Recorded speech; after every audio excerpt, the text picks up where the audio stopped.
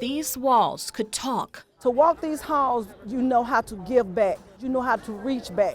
They'd walk you through the history. Dr. Martin Luther King. In the hallways. Juanita Abernathy. Of Booker T. Washington High. Gladys Knight.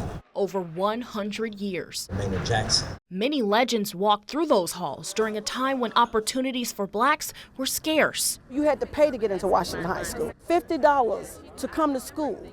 And now education is free. It became Atlanta's first school for black students, a school Valerie Williams is proud to say she walked out of with her diploma. We are scrappers, we are fighters, we are grinders. Just like Booker T. Washington, who was an educator and one of the most influential spokesmen for black people. His namesake is still trying to usher young people like Belle Williams into adulthood, ready to face a tough world. It just gives you more pressure to be great and be better.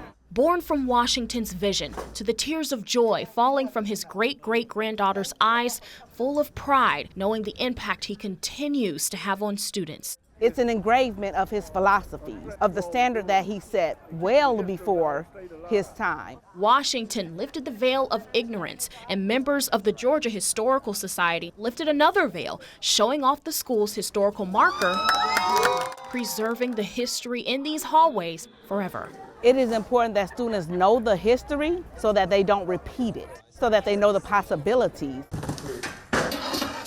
Ava Park tenants didn't give us time to do anything. Forced out of their homes abruptly Thursday, they say, with no long-term plan of what's next for them. Look at the families, they don't have nowhere to go. Enough pressure to move tenant Clifford Hamilton to tears.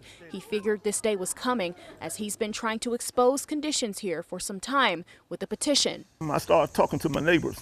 They had even worse problems than I had. I broke down because we shouldn't have to live in. The city of Griffin agreed when a spokesperson says Griffin Housing Authority got a hold of Hamilton's over 30 signatures. It brought to light the deplorable conditions tenants feel were being swept under the rug. City staff showed up last Thursday to inspect all 80 units. They brought a crime scene van out here, pulled stuff out of the office. That's when I know it's real serious. But it's the seriousness afterward that left residents feeling hopeless. The city revoked occupancy for all buildings, effectively closing Ava Park. Many of these units completely boarded up with the utilities cut off, forcing residents to move out with no air. Y'all just not coming July 25th and telling us, oh, this is not livable, but we've been making complaints to y'all for years. So they basically just hide in their hand. Sir Nadia Richmond says she had to uproot her children and move to the temporary housing being provided to her. It ain't even about being comfortable. It's just about us having a roof over our head for now, but it's definitely not a long-term thing we can do. A city representative says HUD will be responsible for permanent housing, but no word on a plan. And property owners Millennia have yet to respond to 11 Alive. In the meantime, Richmond, fed up with the uncertainty, wants to uncover it all in court. Come together and do a class action lawsuit against Millennial. We're not letting up. When you lose everything you've built in a flash, it's hard to start over. We had no windows and part of the doors missing, and it just tore up so much. We first met Aletha Olds 6 months ago after a tornado destroyed her Graham, Alabama home and barn. She was nearly caught in the storm herself, but was saved by her grandson. Since then, with no insurance and no money for repairs, things have been at a standstill. We really didn't have the means to do anything to that house. It was just me and the grandkids, and yes, we didn't have insurance, so we was just stuck with it like it was, you know. It's been a pretty rough 6 months. She felt shattered until someone special stepped in. I don't want to cry. Habitat for Humanity Georgia and Alabama CEO Sandy Pike couldn't let this story go. When I go to bed at night, all I can know is that she's in a cold place. It was critical that we get her out of there as fast as possible. The team got to work. Crews made something happen in 45 days. We received funding in so that I could build 3 new homes in Randolph County in this area. And so immediately within 7 days of receiving those funds, we started construction here. We worked day and night. I was here till 10:30 last night. Oh, Sandy is so pretty. Instead of rebuilding, Olds got a surprise, a brand new home 2 miles down the road, fully equipped, fully furnished. Love it. And full of gratitude. Olds has a fresh start just in time. for Thanksgiving. And we had friends and family that came in and helped us with landscaping and stuff. Everybody has really pitched in and done their part. She's done everything. She's absolutely put everything in there we could need. She told us that our clothes would be all we needed to bring, and she was right. I love it. School buses. Expensive to buy and expensive to maintain. We're busy from 6 in the morning to 5 in the afternoon, and sometimes later than that. To make sure that your children have buses that work, Hall County Schools has one of the oldest fleets in the state. That's why Transportation Director Clay Hobbs says they can't wait much longer for new buses. Once they reach a certain age, they begin to break down more often. We have quite a few that have that issue. The district ordered 12 new buses. They'll even have air conditioning for the first time in Hall County Schools history. It was originally due to be completed and delivered right about now, and we're now told that that delivery will probably be in 2025. And they're not alone. Let's back up for a second.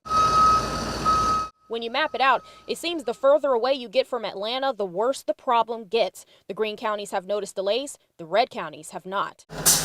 An hour and a half away from Hall in Coweta County, our transportation department ordered about 15 buses earlier this year, still awaiting the 10 special needs buses. Communications Director Dean Jackson says it's not impacting routes. They make it work. However, he's hoping the delays don't get worse. If this were to persist for, another year or more, it might begin to affect us. The top 3 bus manufacturers for the school districts I talked to are Bluebird, Thomas, and Integrated Coach. I reached out to all 3 6 days ago. IC got back to me saying, quote, while the entire commercial vehicle industry continues to experience unprecedented disruptions to its supply chain, IC Bus has built more than 80% of the orders received in the state of Georgia, and the remaining buses are scheduled to be built by the end of the year. The Georgia Department of Education says the state allocated enough funds for the district statewide to purchase a total of 1,700, but they need to be ordered by 2025. But no word on a supply chain solution. So for now, these districts improvise. We've just purchased some more used buses Until their problems are behind them.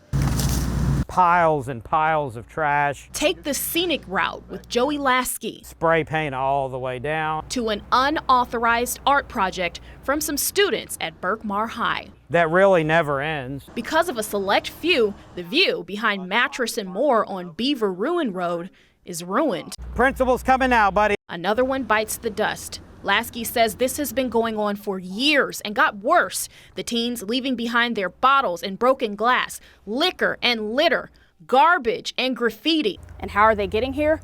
The owner of Mattress and More says this wooded path leads straight to Berkmar High School.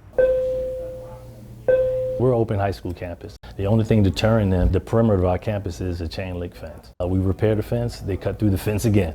Principal Durant Williams says school has only been in session for 6 days, but of his 3,000 students, he thinks about 90 are the rotten eggs. We only have jurisdiction over students while they're on our campus. So sometimes the school relies on Lilburn police to do the dirty work. Lieutenant Richard White says they have been charging students with shoplifting for stealing from a nearby store and have used a helicopter to catch students vandalizing buildings. We are not going to stop patrolling the area, and we're going to continue to enforce. On top of Berkmar's additional personnel to patrol the campus and adding cameras and golf carts, White says police will try to make the area less appealing than it already is. Plants and fences, keeping the area clean. The principal says students who are repeat offenders could be sent to alternative school. Lasky says he doesn't want to see students in trouble, just in class. We're not going to be bullied and let these kids take over and force us to just deal with it. In Lilburn, Tresia Bowles, 11 Alive News.